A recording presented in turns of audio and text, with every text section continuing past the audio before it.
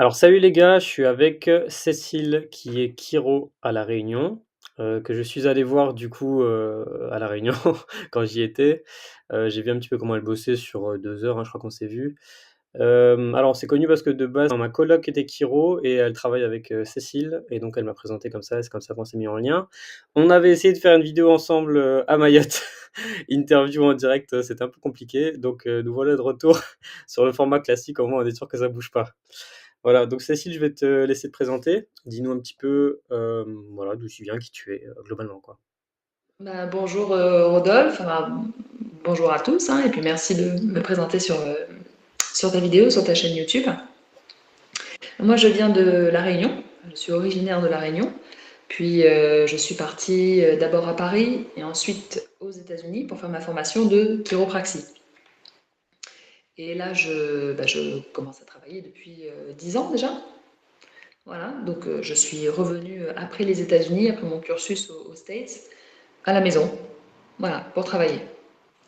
OK et du coup, tu avais fait un bac, scientifique, quelque chose comme ça, puis ensuite tu es allée directement aux States, en fait, ça? Oui, à l'époque, alors parce que maintenant le système a complètement changé, hein, mais à l'époque c'était un bac, oui, filière scientifique.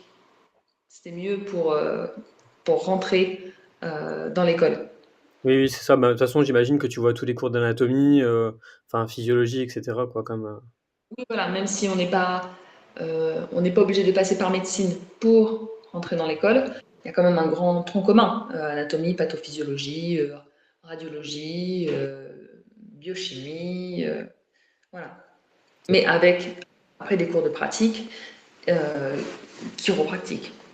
c'est ça et pour rentrer en école, comment ça se passe, en fait? C'est une sélection? C'est, un concours, un tirage Une au sort? sélection sur dossier, c'est une sélection sur dossier, il n'y a pas de concours encore. Alors, je t'avoue que ça fait longtemps que je suis sortie des études, je ne sais plus trop ce qui se fait à l'heure actuelle, mais je ne pense pas que ça ait changé à ce niveau-là.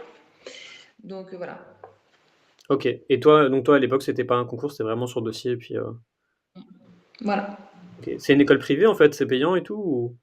Oui, c'est une école privée, effectivement. C'est sur, il y en a plusieurs en France ou, En France, on n'a qu'une, avec deux campus, un à Paris et un à Toulouse. Voilà. Moi, j'étais sur celui de Paris, de Mmh. base. Ouais, ouais, OK et ça coûte cher, les études? Oui, cher. Alors, j'ai pas le montant précis, c'est en grande partie mes parents qui ont pu me payer. Mmh. J'ai dû faire des prêts étudiants, bien sûr, mais je ne pourrais pas te dire un chiffre précis. C'est entre, Voilà. 0 et 10 000 € quoi, quelque chose comme ça, quoi, par an ou je sais pas, parce qu'en tout cas, je sais que les études de kiné en Espagne, c'est plus ou moins dans cet ordre-là, quoi, donc ça m'étonnerait pas que ça soit plus ou moins ces prix, quoi. La chiro en Espagne? Non, la kiné en Espagne. Ah, la kiné en Espagne. Ouais. C'est payant du coup, la kiné en Espagne. T'as pas de concours Ah non, c'est payant, c'est tu payes et puis, tu commences les études de kiné là-bas. Voilà, Ok. donc c'est pour ça, je me D'accord. demandais, je me dis: «C'est peut-être, de cet ordre-là», hein, je sais pas, Oui, bah oui, du coup, voilà. Je te dis, j'ai pas un chiffre en tête. OK et c'est combien, d'années?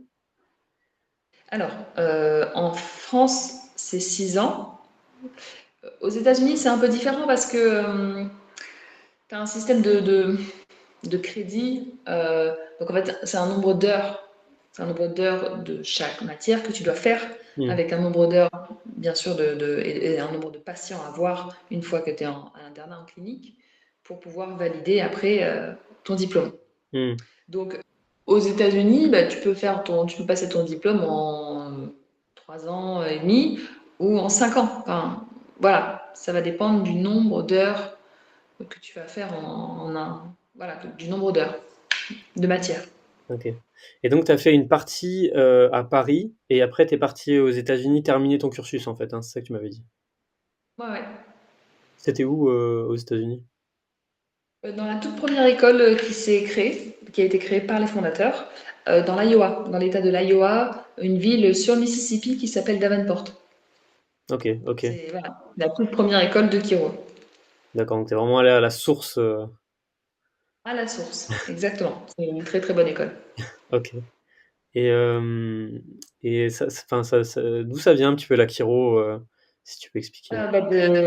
Des États-Unis, hein, même si d'origine, on va dire qu'on est un peu les descendants des rebouteux, des magnétiseurs. Concrètement, la thérapie manuelle, ça se pratique depuis des millénaires. Déjà, on peut retrouver des écrits dans l'Antiquité. Après, la chiro en elle-même, telle qu'elle a été institutionnalisée de par sa technique manuelle et puis sa philosophie aussi d'approche du corps humain, ça, c'est fin du 19e siècle, justement par Daniel David Palmer, voilà, qui est canadien d'origine et qui a migré aux États-Unis. Voilà. Mmh. Mmh. OK. Et quand on s'était vu, tu m'avais dit qu'il y avait un peu une différence, du coup, entre chiro et ostéo, enfin, en tout cas, une histoire commune et après une différence qui s'est créée, entre les 2, c'est ça? Une histoire légèrement commune, on va dire que oui, deux professions viennent des États-Unis. L'ostéopathie a été créée par Andrew Taylor Still dans l'État du Missouri, qui est juste en dessous de celui de l'Iowa. Et 20 ans, alors ça a été institutionnalisé, hein, il me semble, 20 ans avant que la chiro soit institutionnalisée. Les deux fondateurs se connaissaient, se respectaient et ont travaillé ensemble. À la différence historique, en tout cas, c'est que le fondateur de l'ostéopathie, donc Steele, partait du principe que c'est le système circulatoire qui est le système qui fait vivre le reste du corps. Et donc, de base, les manipulations ostéopathiques étaient très centrées sur les viscères. D'accord. Et fascia, la fasciathérapie, c'est de l'ostéo d'ailleurs, ni plus ni moins. Le fondateur de la chiro, lui, il avait remarqué, il avait constaté que c'est le système nerveux qui agit comme le standardiste et qui est un peu le système roi. Donc, pour lui, il fallait regarder surtout la colonne vertébrale, parce que c'est là où il y a les nerfs qui pourraient être coincés Mmh. et qui pourraient impérer justement la fonction de l'ensemble du corps. D'accord, C'est pour OK. ça que de base, on a quand même une approche effectivement beaucoup plus vertébrale, parce que c'est là, c'est derrière la colonne vertébrale que se cache tout le système nerveux. Plusieurs différences historiques, philosophiques. Mais le principe reste le même que beaucoup d'autres thérapies holistiques, hein, comme l'acupuncture par exemple, où le but c'est pas de traiter le symptôme, mais c'est de traiter le terrain. On regarde le corps dans son ensemble. Mmh. La guérison vient de l'intérieur. Donc notre rôle, c'est d'augmenter cette capacité d'auto-guérison. Et c'est vrai que quand je suis venu, t'observer, sur ta pratique.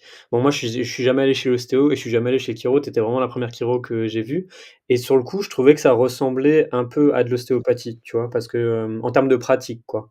Maintenant, de ce que tu disais, initialement, les ostéos étaient plus sur, du fascia et vous ont peut-être rejoint du coup en termes de enfin ou des viscères, tu vois, en pratique et vous ont peut-être rejoint sur vos pratiques à vous, je sais pas? Parce que toi, c'est vrai que c'était plus centré, colonne. Historiquement parlant, il y avait déjà des manipulations vertébrales aussi, hein, de ce que je me souviens, pour avoir discuté avec quand même des ostéopathes très âgés. Je ne sais même pas s'ils sont encore en vie maintenant, mais en tout cas à l'époque aux États-Unis, oui. Mmh. Et il y avait, on va dire, des mobilisations vertébrales. C'est compliqué d'expliquer, faudrait le montrer.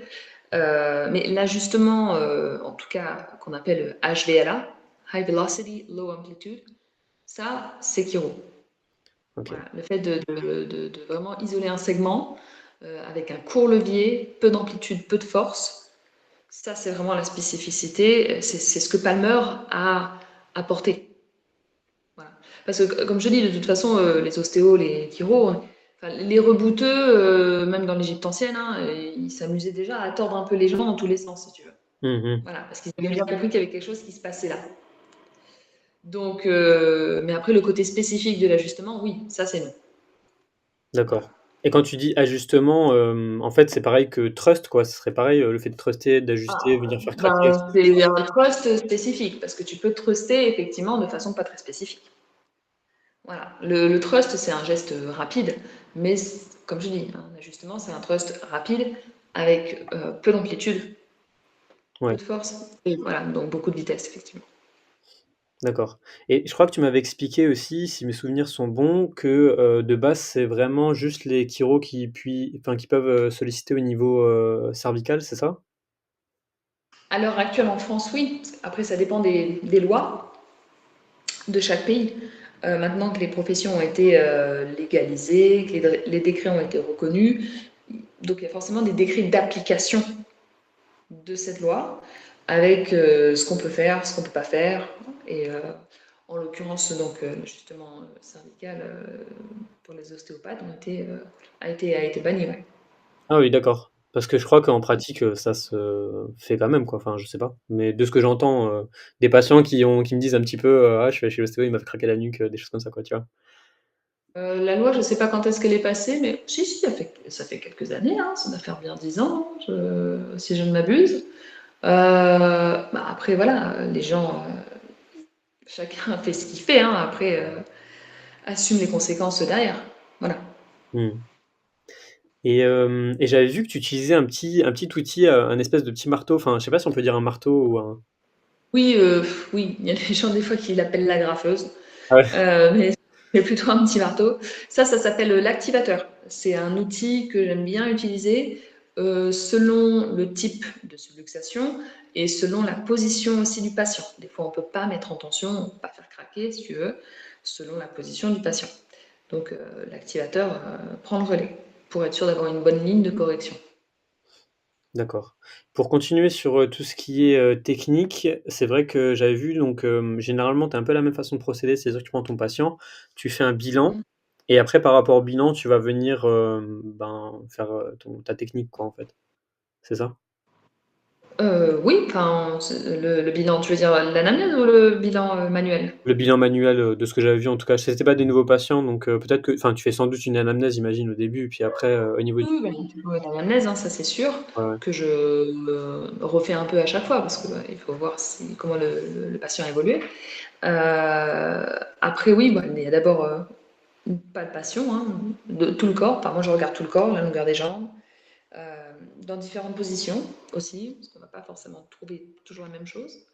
Et ensuite, en fonction de ce que je trouve, et pas forcément des symptômes. Je veux dire, c'est pas parce qu'on a mal au lombaire qu'il faut absolument faire péter le lombaire. Voilà, donc c'est en fonction de ce que je trouve avec mes outils que là, je vais ajuster soit avec les mains, soit avec l'activateur. D'accord et en termes de technique, du coup, c'est, une des 2 là ou est-ce qu'il y a d'autres techniques? Parce que de ce que j'avais entendu avec, enfin discuté avec Ofé, c'était qu'il y avait aussi des techniques un peu plus, on va dire, pas psychologiques, mais plus le fait de discuter des fois sur certaines choses, le fait aussi de mettre en place des routines au niveau alimentaire ou, des choses comme ça. Je sais pas si, toi tu Oui, penses bah ça fait partie, pour moi, ça fait forcément partie de la thérapie. Et quelle que soit la thérapie, même si on n'est pas forcément, même si on n'a pas les outils pour faire avec le patient, mais c'est important de prendre tout en compte. L'hygiène de vie, voilà, ce que la personne fait, mange, comment elle mange. Oui, ça c'est hyper important parce que des fois tu vas bien réaliser que voilà, tu es limité dans ta pratique, tu vois qu'il n'y a pas forcément la réponse attendue aux soins. Et c'est là que c'est important de chercher ailleurs, quitte à recommander, à dire voilà, là vous devriez aller voir un posturologue, là aller voir une nutritionniste, là, bah, là, faut juste faire du sport en fait. Voilà. Donc, oui, non, c'est pour ça que c'est très important, quoi, en tant que chiro, enfin, en tant que thérapeute, en fait, en tant que thérapeute tout court. mmh, mmh. Et du coup, tu fonctionnes aussi avec d'autres, professionnels de santé, qui te recommandent toi peut-être ou, que toi tu recommandes? Et je voulais savoir aussi, est-ce que tu fonctionnes aussi avec des ostéos du coup ou c'est pas du tout complémentaire et pour toi c'est opposé ou, Si, si, moi j'ai une bonne amie justement dans le sud qui est ostéo. On a fait une formation ensemble, pas de thérapie manuelle, hein, mais voilà, voilà, je me dis des fois quand je galère ou quoi, bon, je me dis, allez voir un tel. Si, si, parce qu'on a tous nos outils, on est tous différents, et puis en dehors de ça, on va pas forcément pouvoir régler tous les problèmes des gens. Voilà, il y a des gens qui vont venir me voir, la chiro va leur permettre de résoudre tel et tel problème, et puis ben, à tel et tel problème, ben, c'est toujours là. Mais voilà, parce que il y a telle et telle cause, et ça, c'est plus mon domaine. mmh mh. Ben voilà, on peut pas tout maîtriser. Je veux dire, même si j'aime beaucoup la nutrition, et que je l'applique à moi-même, je ne suis pas nutritionniste. Enfin, voilà, je ne peux pas être et chiro, et posturologue, et Non, nutritionniste. mais c'est ça, je suis d'accord avec toi, on peut pas tout faire, c'est clair, autant, Pas tout pouvoir, faire. c'est ça, déléguer à Pas tout d'autres faire. spécialistes, quoi. Voilà. Moi, personnellement, voilà, je préfère, je fais partie de ceux qui n'ont pas forcément beaucoup de cordes à leur arc, mais par contre qui les maîtrisent. C'est ça, c'est déjà bien. Voilà. C'est déjà très bien. Il y en a qui font des formations tous les mois, j'avoue, je ne sais pas comment ils font pour vraiment maîtriser. Mmh. Oui, c'est ça. Il y en a qui sont jeunes dans la pratique, donc il y en a qui font des formations au taquet, très bien, mais en fait, tu maîtrises pas. Tu connais, tu touches un peu à tout, mais tu maîtrises pas. Et ça, les gens, ils s'en rendent compte. Mmh. C'est ça, peut-être après être généraliste, pour l certains types de problèmes, mais après enfin peut-être pour, d'autres patients, dès que ça devient un peu plus complexe, aller voir un spécialiste, tu vois? Donc je pense que ça peut être possible pour des petits problèmes ou des gens qui ont besoin de trouver une orientation et puis ensuite, tu vois ce que je veux dire? C'est pas forcément l'intensité des problèmes, ça va encore une fois être la cause. Mmh mh. Où est la cause? Là où les causes, bon, des fois c'est multifactoriel, hein, attention, mais c'est surtout ça en fait. Que le problème il soit petit ou gros, quand tu trouves la cause, ça, dans une certaine limite de la matière, ça part. Mmh. Ce que je veux dire, c'est que c'est pas moi qui vais forcément trouver toujours voilà, toutes les causes de tous les problèmes de tout le monde. Non, non, c'est sûr après. Et je voulais savoir maintenant, donc le but de ces vidéos, où j'interviewe du coup, d'autres professionnels de santé, là j'ai interviewé, aussi du coup un ergo, c'est de savoir un petit peu comment est-ce qu'on pourrait fonctionner ensemble et puis aussi mieux comprendre du coup, ta profession. Parce qu'on a certains patients qui viennent des fois et qui nous disent: «Ah bah, je suis allé chez le chiro, vous en pensez quoi?» «Je sais pas, je connais pas», tu vois? Donc c'est vraiment, l'idée c'est de présenter, ta profession, mais Moi, aussi de savoir ce que je fais souvent pour travailler en partenariat, hein, c'est que voilà, quand je propose justement aux thérapeutes en question de tester la chiro. Voilà, de tester. Je leur explique ce que je fais et puis eux pareil. Voilà, donc, souvent on va échanger nos soins pour qu'on ait une idée. Et puis bah, après on voit s'il y a un côté humain, si le courant il match, etc. Donc moi j'ai un petit répertoire de professionnels à qui je peux recommander mes patients si besoin, tout en sachant que ces professionnels peuvent ne pas leur convenir. mmh mh. Parce que de la personnalité, Oui, c'est ça. ne serait-ce que de par la personnalité. Voilà, moi je connais un très bon posturologue. Maintenant, je te recommande d'aller le voir. Tu vas le voir et t'adhères pas au personnage. Mmh. Voilà, ça va être compliqué pour toi de trouver crédible, de lui faire confiance. Et ça, c'est hyper important. Non, c'est ça, mais c'est vrai qu'il y a une dimension humaine là-dedans, hein, c'est clair. Dans ce humaine, mais bon, au moins, tu as un numéro à donner. Voilà. C'est ça, Tu ouais. sais que tu donnes un numéro à la personne, elle se sent toujours prise en charge, en fait, même si moi, j'ai pas la réponse, parce que ben, voilà, je ne connais pas tout. Les gens apprécient l'honnêteté, ils apprécient qu'on leur dise, ben là, je ne sais pas. Mmh, Je bien ne sûr. sais pas, mais par contre, vous pouvez explorer telle ou telle ou telle piste. Mmh, Voilà. c'est ça. Et Parce que c'est ça que les gens apprécient, en fait. ouais, ouais, non, mais c'est vrai, c'est bien, c'est bien. Mais du coup, je sais que, ben, quand on était à Mayotte, tu bosses dans le cap enfin, tu as une place en tout cas dans le cap de Pauline et du coup, à quel moment, par exemple, moi, imaginons que j'ai une limite, par rapport à un patient, quel type de patient tu traites? À quel moment je peux dire: «Ah ben là, dans ce cas-là, allez peut-être voir, un chiro, ça pourrait vous aider»? Bah, encore une fois, tout type de pathologie, parce qu'on ne traite pas le symptôme, on traite le terrain, dans une certaine mesure, hein. Si c'est une urgence, s'il y a une urgence médicale, non, Oui, bien sûr, ouais. une urgence vitale, voilà, c'est sûr que.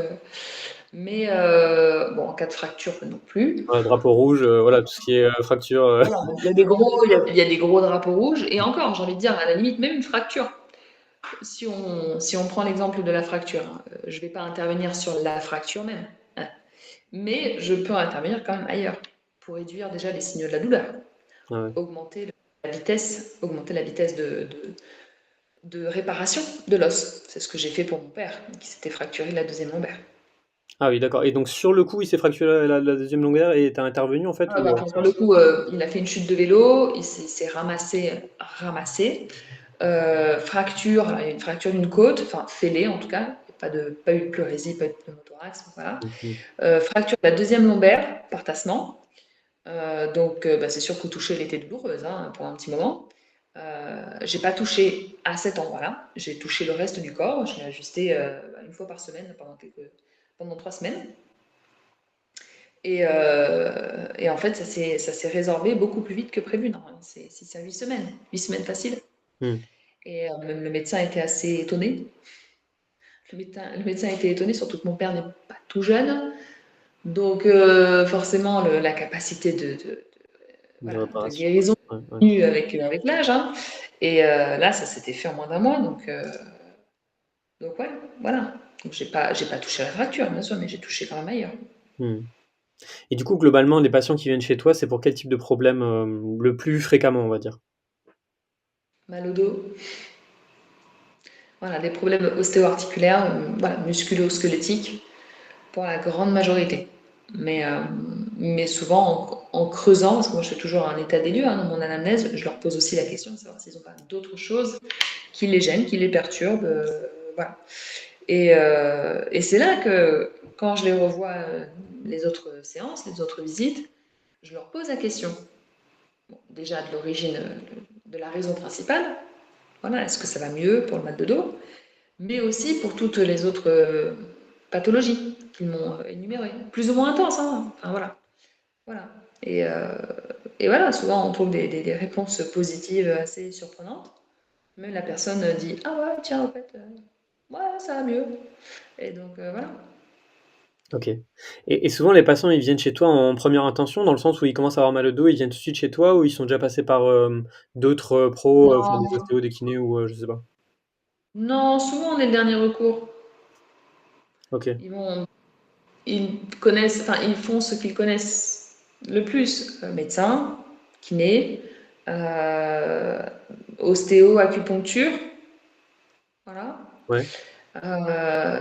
Et voilà, c'est pas. Et après, une fois que ça a échoué, on va dire, voilà, ils viennent me voir. Mmh. OK. Et comment ça se passe du coup une séance, d'ostéo bon enfin de chiro pardon? Je suis venu te voir, mais combien de temps ça dure?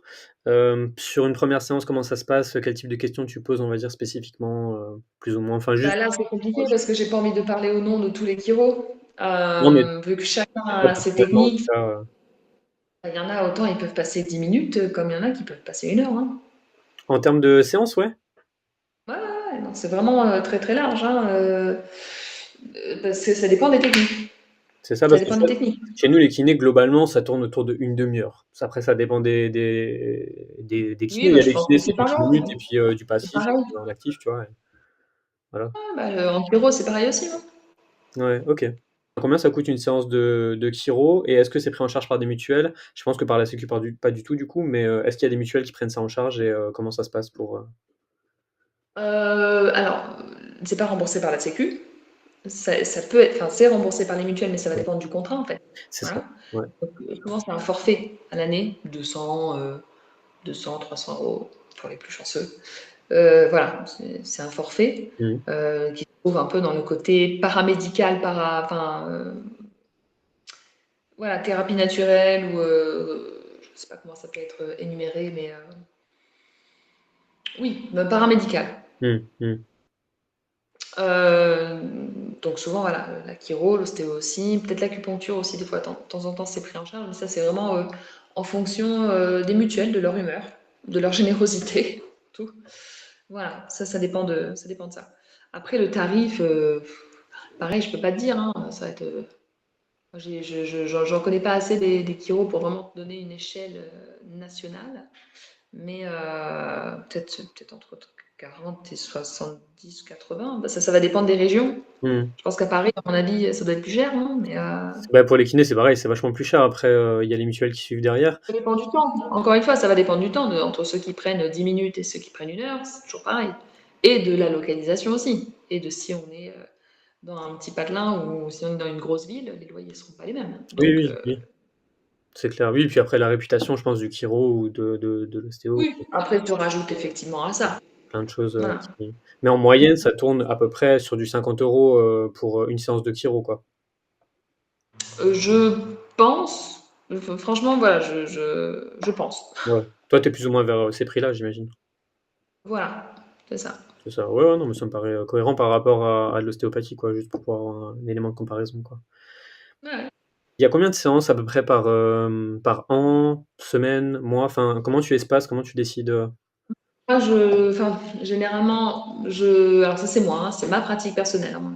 Moi, les autres, je ne connais pas. Ouais. Je demande toujours, pour ceux qui viennent avec un problème donné, ou plusieurs problèmes, hein, des fois on peut cumuler les problèmes, je demande toujours 2 séances assez rapprochées. Voilà, assez rapprochées.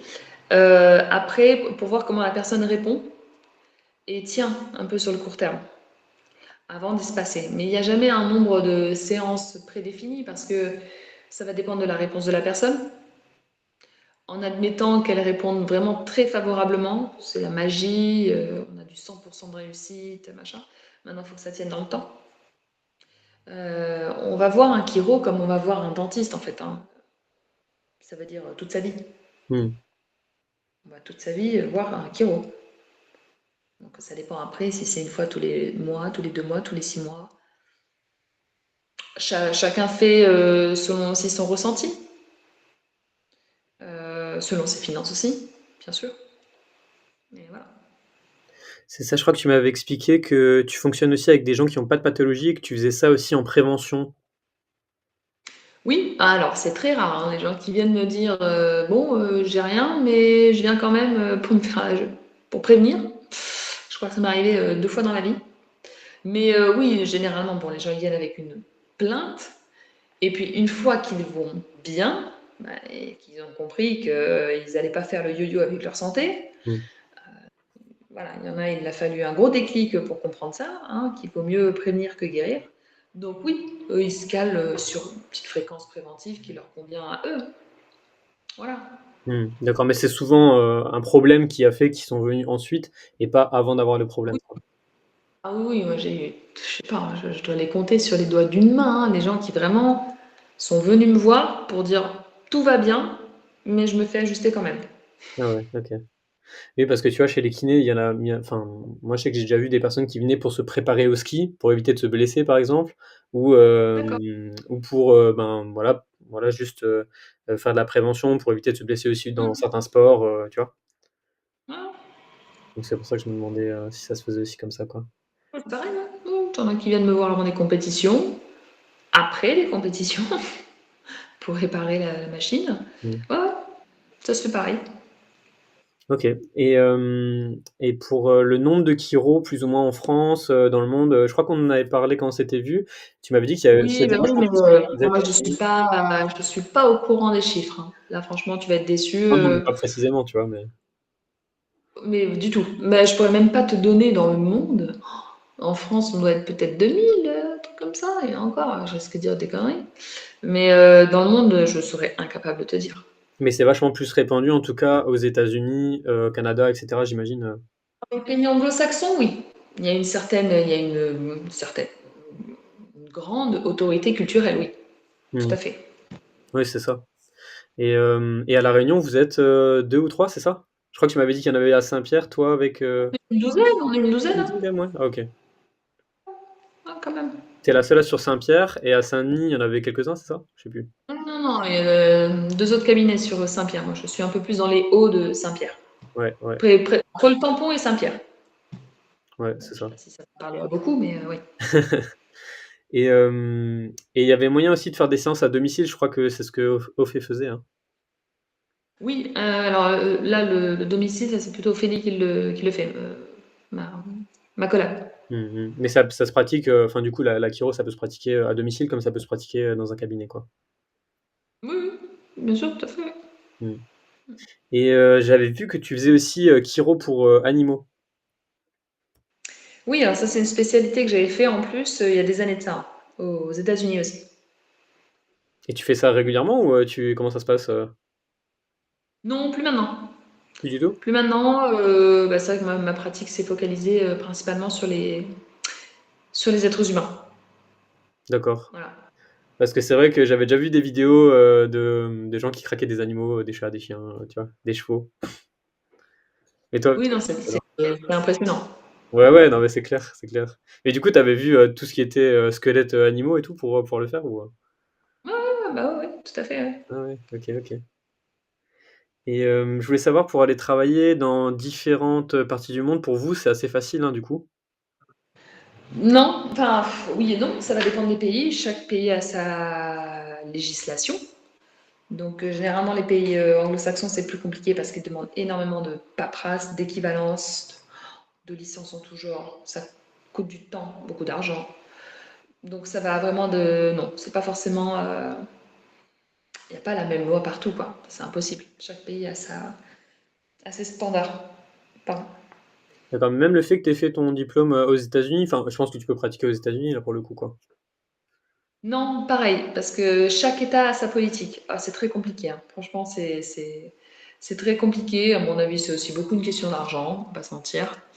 Donc, et puis il y a des États où c'est surpeuplé, on va dire, en matière de chiro. Donc, non, tu rentres pas comme ça partout, hein. Ah, d'accord, ouais, tu vois, j'imaginais.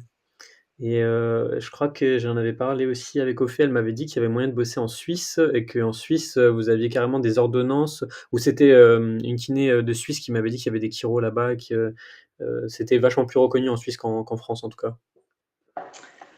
Ah, certainement. Moi, je trouve que effectivement, oui, la France, c'est le seul pays où, pour moi, c'est pas assez reconnu, quoi. Donc, après, voilà, moi, je n'ai pas parlé. La Suisse, je connais pas. J'y suis même jamais allée. Donc, voilà. Là, Mmh. je pourrais pas te dire. Mm. OK, à vérifier, à vérifier. Et est-ce que c'est possible de bosser en tant que salarié, chiro? Parce que là, du coup, tu es en libéral, mais je sais pas s'il y a des postes de salariés, Ça, c'est une très bonne question. Je pense. Oui, j'en connais pas personnellement. J'en ai pas non plus entendu parler, mais a priori, tout peut se faire, oui. Mmh. Ouais, c'est ça, tu vois? Parce que je me disais, pour ceux qui ont un diplôme de chiro, est-ce qu'ils trouvent facilement du travail ou pas? Ou sur quoi ils cherchent? Comment est-ce qu'ils font pour, se mettre en relation, quoi? Ah bah ça va dépendre de. Ça va surtout dépendre de où tu pratiques. Bah, on est bon. Merci beaucoup, Cécile, d'avoir pris le temps Je de t'en faire prie. cette petite interview. Malgré, tous les soucis qu'on avait eu auparavant, on a fini par réussir à la faire, donc c'est cool.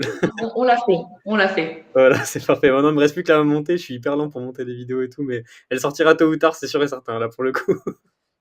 Super. Bah OK. passe une bonne soirée en tout cas. Merci, toi aussi. Grand merci.